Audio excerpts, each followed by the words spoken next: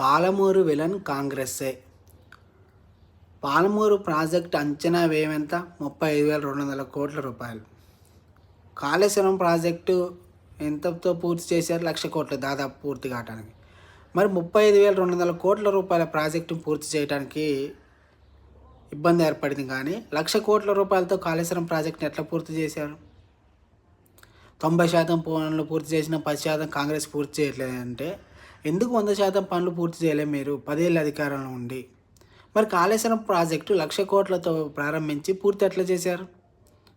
అంటే అందులో కమిషన్లు వస్తాయి, అందులో డబ్బులు బాగా వస్తాయి అనే కారణంతో పూర్తి చేశారా? పాలమూరు రంగారెడ్డి ప్రాజెక్టుకి డబ్బులు రావు, కమిషన్లు రావన్న ఆలోచనతో దీన్ని పూర్తి చేయలేదా? మీరు ఆ రోజు పూర్తి చేసి ఉంటే ఇవాళ ఈ పరిస్థితి ఉండేది కాదుగా.